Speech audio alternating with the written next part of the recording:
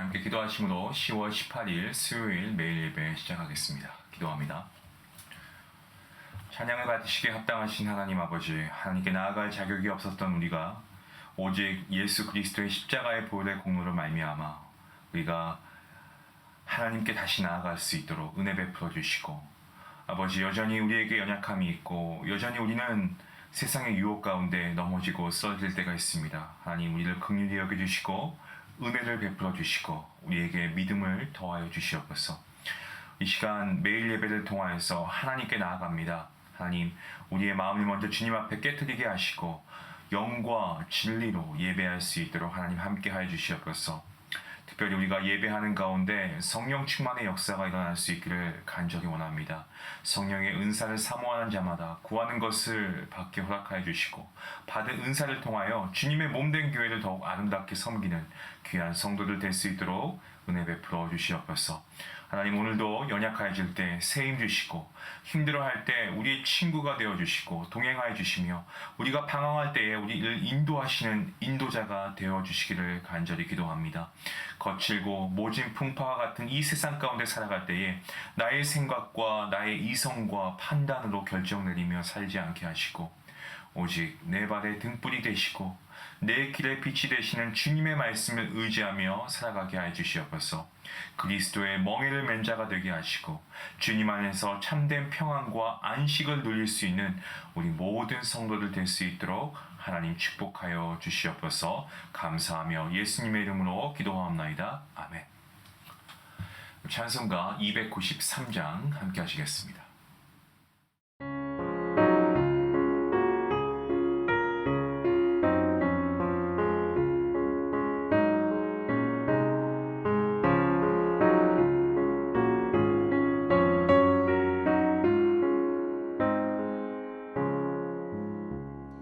주의 사랑 빛이 그의 기쁨 오네 근심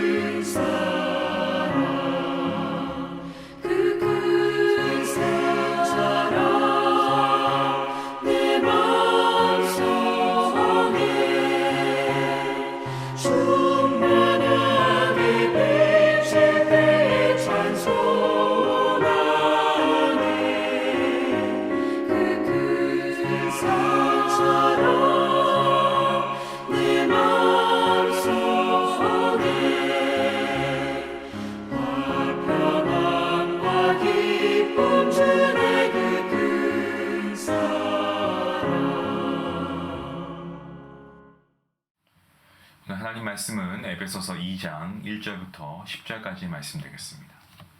에베소서 2장 1절부터 10절까지 말씀 우리 함께 말씀을 읽도록 하겠습니다. 그는 허물과 죄로 죽었던 너희를 살리셨도다. 그때는 너희는 그 가운데서 행하여 이 세상 풍조를 따르고 공중의 권세 잡은 자를 따랐으니 곧 지금 불순종의 아들들 가운데서 역사하는 영이라. 전에는 우리도 다 그 가운데서 우리 육체의 욕심을 따라 지내며 육체와 마음에 원하는 것을 하여 다른 이들과 같이 본질상 진노의 자녀이었더니 긍휼이 풍성하신 하나님이 우리를 사랑하신 그 큰 사랑을 인하여 허물로 죽은 우리를 그리스도와 함께 살리셨고 너희는 은혜로 구원을 받은 것이다. 또 함께 일으키사 그리스도 예수 안에서 함께 하늘에 앉히시니 이는 그리스도 예수 안에서 우리에게 자비하심으로써 그 은혜의 지극히 풍성함을 오는 여러 세대에 나타내려 하심이라. 너희는 그 은혜에 의하여 믿음으로 말미암아 구원을 받았으니 이것은 너희에게서 난 것이 아니요 하나님의 선물이라. 행위에서 난 것이 아니니 이는 누구든지 자랑하지 못하게 함이라. 우리는 그가 만드신 바라 그리스도 예수 안에서 선한 일을 위하여 지으심을 받은 자니 이 일은 하나님이 전에 예비하사 우리로 그 가운데서 행하게 하려 하심이니라. 아멘. 오늘 저희가 읽은 이 본문 말씀 2장 1절부터 10절까지의 말씀은요, 허물과 죄로 죽은 인간을 하나님께서 정말 크신 은혜와 자비하심으로 구원하시고 영광스러운 존재로 만드셨다라고 이 사도 바울이 선언하고 있는 말씀입니다. 특히 바울은 오늘 구원받기 이전의 그리스도의 삶과 그리고 구원받은 이후의 이 그리스도의 삶을요 아주 명확하게 대비하고 있습니다. 바울은 본문 1절과 2절 말씀에서 구원받기 이전에 인간이 처해 있던 어떤 그러한 상태, 참으로 비참한 상태를 아주 잘 적나라하게 묘사하고 있습니다. 바울은 에베소 교인들이 그리스도 밖에 있을 때 영적으로 죽어 있다라고 그렇게 말하고 있죠. 그리고 그 죽음은 뭐라고 얘기합니까? 바로 그들의 허물과 죄에서 기인했다라고 밝히고 있습니다. 여러분, 죄는 이 근본적으로 하나님과의 관계에서 이해해야 하는 개념이라고 볼 수 있습니다. 사람이 자기 스스로 삶의 중심이 되어서 자기를 높이고 하나님께 반역하는 것이 죄의 본질입니다. 하나님께 불순종하는 것이죠. 그래서 첫사람 아담은 어땠습니까? 스스로 하나님과 같이 되고자 해서 하나님의 권위를 인정하지 않았고요. 하나님이 먹지 말라고 한 과실을 그가 먹습니다. 바로 그 자체가 하나님의 권위를 인정하지 않은 것이고, 그리고 하나님 말씀에 불순종한 거죠. 이렇게 하나님의 말씀을 거역함으로써 하나님과의 관계가 단절되었습니다. 그리고 그 결과는요, 죽음이 세상에 들어왔습니다. 바울이 에베소 교인들이 허물과 죄로 죽어 있었다라고 말하는 것은 이유가 있습니다. 그것은 그들이 바로 그리스도를 믿기 전에 하나님에게서 단절되어 있었다라는 것을 뜻하고 있습니다. 그리고 그들은 계속해서 허물과 죄를 행함으로써 하나님의 생명에서 떠나 있었습니다. 사람은 하나님께 생명을 공급받아야 살 수 있는 존재입니다. 생명의 근원 대신 하나님을 떠난 사람에게 생명은 있을 수가 없습니다. 그리스도 안에서 영적 생명을 얻기까지 모든 인간은 영적으로 죽은 존재이고요. 영적으로 죽은 사람은 하나님에 대해서 무관심하고 그리고 하나님의 사랑에 반응할 수가 없습니다. 계속해서 바울이 무엇을 말하고 있습니까? 에베소 교인들이 허물과 죄 때문에 영적으로 죽어 있었고 뿐만 아니고 그것들 가운데 살았다라고 말하고 있습니다. 그리스도를 믿기 전에 에베소 교인들은 자기 자신과 어떤 세상의 세속적인 영세적인 가치를 권위에 두었습니다. 그리고 그것을 목적 삼고 살아갔습니다. 자기 인생을 자기 마음대로 할 수 있다고 착각했습니다. 그래서 그들은 스스로 강도의 소굴이 되어 살아간 겁니다. 계속해서 바울은 이들이 이 공중의 권세 잡은 자, 다시 말해서 불순종의 아들들 가운데서 역사하는 영을 따랐다라고 하는데, 이것은 모두 하나님을 대적하는 마귀를 가리키고 있습니다. 마귀는 최후 패배의 날이 오기까지 하나님을 대적합니다. 그리고 교회뿐만 아니고 그리스도인들을 계속해서 공격합니다. 하나님께 불순종하는 사람들 가운데 역사하죠. 그러면서 계속 그들을 종으로 삼고 죄를 짓게끔 유혹합니다. 에베소 교인들이 바로 이 마귀의 지배를 받으면서 거짓과 악을 행하면서 산 것입니다. 본문 3절 말씀에 보시면은 육체의 욕심을 따라 나와 있습니다. 육체의 욕심. 육체의 욕심이라고 하는 것은요, 자기 중심적인 어떤 열망, 자기 중심적인 어떤 충동, 이런 것을 의미하고 있고요. 쉽게 말씀드리면 자기 중심적이니까 하나님의 뜻과는 반대되는 것을 포함합니다.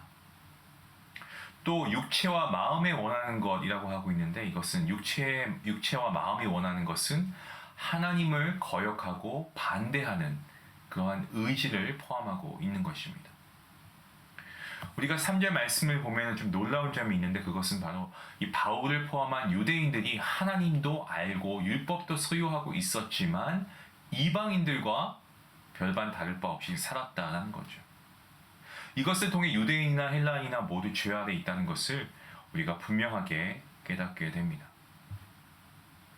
여기서 바울은 우리가 잘 알고 있는 표현인데요, 이 본질상 진노의 자녀라는 표현을 사용하고 있습니다. 바울은 이 표현을 사용해서 유대인들이 태어나면서부터 아담으로 인해 하나님의 진노를 받게 되었다라고 말합니다. 우리는 이것을 원죄라고 하죠.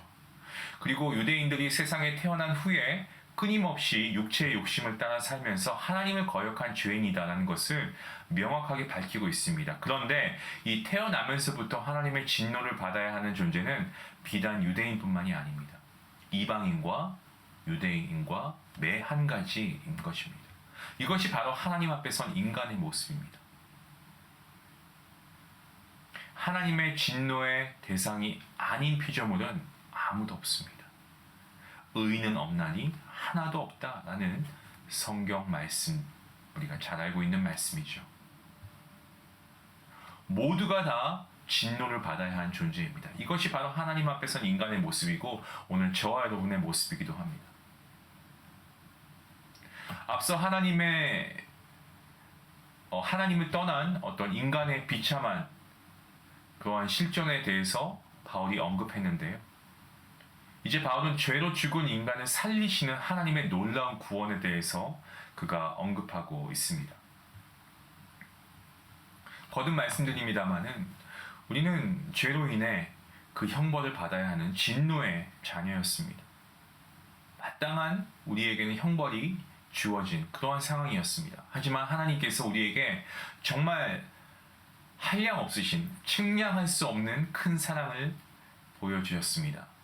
이처럼 어떻게 보면 완전히 끝난 것처럼 보이는 우리 인생이 하나님께서 개입하시면 미처 생각하지도 못한, 상상할 수도 없는 놀라운 새로운 삶이 우리 앞에 펼쳐집니다. 그래서 우리는 날마다 삶의 자리에서 그 은혜의 하나님, 그 사랑의 하나님을 경험해야 합니다. 본문 4절과 5절과 6절 말씀을 보시면 하나님께서 우리에게 하신 일이 다음과 같이 세 개의 동사로 표현되고 있는 것을 우리가 보게 됩니다. 먼저 하나님은 우리를 그리스도와 함께 살리셨고, 그리고 다음으로 그리스도와 함께 일으키셨고, 마지막 세 번째로 예수 안에서 함께 하늘에 앉히셨습니다. 자, 우리는 사도신경을 우리가 매주일 고백하지 않습니까? 주일 1부, 2부 모든 공예배에서 저희 EM들도 그렇고요, 다 사도신경을 고백합니다만 신앙을 고백할 때마다 그 사건들에 대한 믿음을 우리가 선포하는 겁니다. 우리의 믿음을 고백하는 겁니다. 이 사도신경 중에 장사한 지 사흘 만에 죽은 자 가운데서 다시 살아나시며 하늘에 오르사 전능하신 하나님 우편에 앉아 계시다가가 바로 그것입니다. 본문에서 가장 놀라운 점은 하나님께서 우리를 그리스도와 함께 하늘에 앉히신다라고 하는 것입니다. 그리고 그리스도와 함께 하늘에 앉는다라는 것은요, 만물을 통치하시는 예수님과 함께 하나님의 오른편에 앉는다는 겁니다. 이게 무슨 뜻입니까? 이것은 성도가, 그리스도인들이 그리스도와 함께 만물을 통치하는 영광을 누린다라는 의미입니다. 성경에서 이 본문보다 더 강력하게 그리스도인의 구원의 영광을 진술하는 곳은 저는 없다라고 생각합니다. 인간의 눈에는 우리의 모습이 초라해 보일 수 있습니다. 교회 다닌다고 뭐 특별하게 그들의 보는 육신적인 눈으로 볼 때에는 보잘것없는 존재로 초라한 존재로 보일 수 있습니다. 하지만 우리가 기억해야 할 사실은 우리 모두가 그리스도와 함께 하늘에 앉는 영광스러운 존재이다라는 사실을 우리가 분명하게 기억해야 한다는 겁니다. 그리고 우리를 그리스도와 함께 그 하늘에 앉히신 분은 누구십니까? 창조주 하나님이시라는 거죠. 바울은 이제 7절 말씀에서 허물과 죄로 죽은 우리를 하나님께서 구원하신 그 목적에 대해서 설명하고 있습니다. 그것은 우리에게 베푸신 풍성한 은혜를 이 오는 세대에 입증하기 위한 것입니다. 하나님의 은혜의 풍성함은 그리스도 예수 안에서 우리를 향한 하나님의 자비하심에서 나타났습니다. 그리고 구원받은 그리스도인들이 있다는 사실과 그리스도인들의 공동체인 교회가 존재한다는 사실 자체가 하나님의 은혜의 풍성함을 나타내고 있는 것입니다. 여기서 저와 여러분이 기억해야 할 것은 하나님께서 우리를 구원하신 것은 우리 안에 있는 어떠한 의가 있어서가 아니고요. 어떤 것이 아니고 하나님 안에 있는 자비하심 때문이라는 겁니다. 하나님의 자비하심의 산 증거인 우리는 그리스도를 알지 못하는 사람들이 우리를 넘어서 우리를 구원하신 하나님을 바라볼 수 있도록 그렇게 우리가 살아가야 합니다. 성도 여러분, 하나님께서 우리에게 자신의 은혜를 보여주시는 것은요, 그 은혜로 우리를 구원하셨기 때문입니다. 바울은 우리가 그리스도를 믿는 믿음으로 말미암아서 오직 하나님의 은혜로 구원받았다라고 말하는데, 여러분, 이것이 복음의 핵심 아니겠습니까? 오직 하나님의 은혜로 구원받는 것입니다. 우리가 우리의 입술로 예수님을 우리의 구주이십니다 라고 고백하는 그 순간 우리가 구원을 받을 수 있는 것은 이 모든 것이 우리가 하나님의 전적인 은혜로 말미암아 예수 그리스도의 십자가에 정말 그 보혈의 공로로 말미암아 우리가 이러한 하나님의 은혜로 구원받았다는 것을 이 복음이 제시하고 있는 그 내용 아니겠습니까? 복음의 핵심입니다. 바울은 오직 은혜로 구원받았다라고 하는 사실을 더욱 확실히 하기 위해서 구원은 뭐라고 합니까? 하나님의 선물이라고 하죠. 그리고 인간의 행위에서 나온 것이 아니다 라고 아주 분명하고 그리고 확실하게 선포하고 있습니다. 이처럼 구원에는 인간의 공로가 들어설 그러한 공간은 정말 없습니다. 전혀 없습니다. 인간의 자랑이 들어설 여지도 없습니다. 그래서 구원은 무엇보다 하나님의 권위를 분명하게 보여주는 것입니다. 구원받은 그리스도인들은, 구원받은 성도는 하나님의 권위를 인정하고 순종한 사람들입니다. 오늘 본문 10절 말씀을 보시면 바울은 우리 모두가 하나님이 만드신 바이고 그리스도 예수 안에서 선한 일을 위해서 지으심을 받은 자니 라고 그가 선포하고 있습니다. 하나님께서 그리스도 안에서 구원하신 이 그리스도인 한 명 한 명이 하나님의 작품이다 라고 하는 겁니다. 근데 여기서 바울은 우리라는 이 복수형을 사용하고 있죠. 그러니까 구원받은 개인뿐만 아니고 구원받은 저와 여러분, 우리, 즉 그리스도인의 공동체인 교회 역시 하나님의 작품인 것을 밝히고 있는 것입니다. 구원받은 그리스도인을 가리켜서 하나님의 작품이라고 말하는 이유가 무엇입니까? 그것은 하나님께서 예수 그리스도 안에서 창조하신 새로운 피조물이기 때문에 그렇죠. 죄와 허물로 죽은 우리를 그리스도와 함께 살리시고 그와 함께 일으키시고 하늘에서 그와 함께 앉히시는 하나님의 구원 사역은요, 창조 사역과 다름없습니다. 사랑하는 중앙가족 여러분, 오늘 우리가 드리는 매일 예배를 통해서 여러분 이 사실을 꼭 기억할 수 있기 원합니다. 우리는 선한 일들을 위해서 지음받은 하나님의 작품이며 하나님의 작품뿐만이 아니고 우리는 하나님의 걸작품이라는 사실입니다. 오늘 여러분이 거울을 보시면서 나는 하나님의 선한 일들을 위해서 지음을 받았다, 나는 하나님의 걸작품이다 라고 여러분 스스로에게 축복할 수 있기를 원합니다.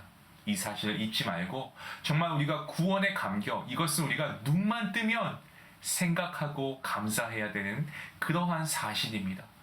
우리가 구원의 감격 속에서 오늘도 우리가 드리는 이 매일 예배처럼 영과 진리로 우리가 매일매일 이 예배를 세우는 가운데 우리가 하나님의 걸작품으로 살아갈 수 있는, 그리하여서 하나님께서 우리에게 주시는 그 선한 일들을 우리가 잘 이루어낼 수 있는 그러한 능력 있는 성도가 될 수 있기를 주님의 이름으로 간절히 축원합니다. 기도하시겠습니다. 하나님 아버지 감사합니다. 오늘 바울이 표현한 것처럼 정말 허물과 죄로 죽은 우리 하나님의 전적인 은혜로, 그리고 예수님의 십자가에 정말 화목제물 되심을 통하여서 주님의 피 흘리심을 통하여서 우리가 구원받았기에 아버지, 우리는 이 놀라운 구원의 은혜에 먼저 감사하며 나아갈 수 있기를 원합니다. 우리가 측량할 수도 없는 한량 없으신 은혜와 자비하심으로 우리가 구원받았으니 이 얼마나 감사한 일입니까? 하지만 그럼에도 불구하고 우리는 연약하여서 여전히 육체와 마음에 원하는 것을 따라 살기를 원하고, 세상에 흘러가는 그런 유행이나 풍조와 공중의 권세 잡은 자를 우리가 따라갈 때가 있었던 것을 고백합니다. 하나님 용서하여 주시옵소서. 하나님께서 예수 그리스도 안에서 우리를 구원하심으로 영광스러운 존재가 되게 하시니 감사합니다. 이것을 잊지 않게 하시고, 오늘 우리가 분명히 기억할 것은 우리가 하나님의 걸작품인데 정말 선한 일을 위하여 창조된 하나님의 작품임을 우리가 기억하며 오늘을 우리가 살아갈 때 하나님의 영광을 나타내고 그리스도의 향기를 발할 수 있는, 복음을 살아낼 수 있는 우리 모든 성도들 될 수 있도록 하나님 함께하여 주시옵소서. 감사하며 예수님의 이름으로 기도합니다. 아멘. 오늘도 우리가 말씀으로 함께 귀한 은혜를 받았습니다. 여러분, 사람들이 볼 때 교회 다니지 않는 사람들이 요즘에는 그러죠. 뭐하러 그렇게 교회 열심히 가냐. 많은 그리스도인들이 교회를 떠나고 있는 현실입니다. 여러분, 이럴 때 여러분 더욱더 말씀으로 돌아가십시오. 인간의 눈에는 그리스도의 모습이 초라해 보일 수 있습니다. 하지만 주님은 여러분을 존귀하게 보십니다. 그리스도인은 그리스도와 함께 하늘에 앉는 영광스러운 존재입니다. 여러분, 이 사실을 믿으시고요. 오늘 담대하게 여러분께서 주시는 하나님의 그 선한 일들을 위해서 여러분이 사용됨을 받는 놀라운 역사가 있기를 원합니다. 그러한 여러분의 삶이 될 수 있도록, 그러한 여러분의 가정, 여러분의 자녀, 여러분의 사업터가 될 수 있게 해달라고 같이 함께 기도하겠습니다.